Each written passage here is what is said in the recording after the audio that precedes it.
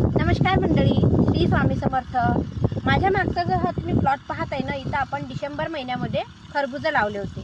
तर आम्ही ते बेड तसेच ठेवले आणि मल्चिंग पण तशीच ठेवली। तर आता आपल्याला याच्यावर करटुले लावायचे आहे। तर हे जे तुम्हाला वाटत असेल खूप तण झालेलं आहे, तर आम्ही आधी याच्यावर मिरा 71 मारून घेतलं आणि आता इथं आपल्याला हे करटुल्याचं बियाणं आहे।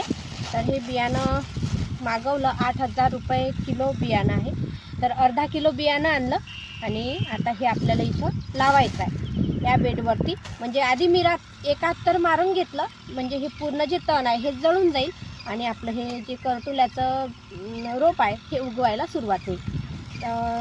तर बियाणं आहे 8,000 रुपये किलो आणि हे अकोल्यावरून आम्ही आणलं, म्हणजे आधी ऑर्डर केलं, त्याच्यानंतर 8 दिवसानंतर मग ते बियाणं आलं। याच्या आधी आम्ही एक पॉकेट ऑनलाईन बोलवलं होतं, पण त्याचं जर्मिनेशनच झालं नाही। ते एकच बी निघाली, फक्त 100 बिया आल्या होत्या। 100 बियापैकी फक्त एक बी त्याची म्हणजे झाड उगवलं, बाकीचं तसंच आहे। आता याच्यामधलं किती बिया उगवतात आणि किती नाही माहिती नाही, पण बी तर चांगलं आहे। ऑनलाईन जे बियाणं आम्ही मागवलं होतं ना, त्याच्यातून आम्ही फक्त एकच बी टाकली होती त्याच्यामधली, कारण 100 बिया आल्या होत्या। म्हटलं एक उगवण, पण ते काही जर्मिनेशन त्याचं झालेलं नाही आहे। तर आता म्हटलं हे तसं नको व्हायला, ते घरी लावलं होतं आम्ही ट्रेमध्ये। तर हे आता डायरेक्ट शेतामध्येच लावायचं आहे आणि 4-4, 5-5 बिया टाकणार आहोत, जेणेकरून 5 पैकी एक तर उगवेल। 5 बाय 1च्या अंतरावर पूर्ण बियाणं लावायचं आपल्याला। तर 4-4, 5-5 बिया, 6 बिया जशा येतील अशा टाकायच्या आणि लावायच्या।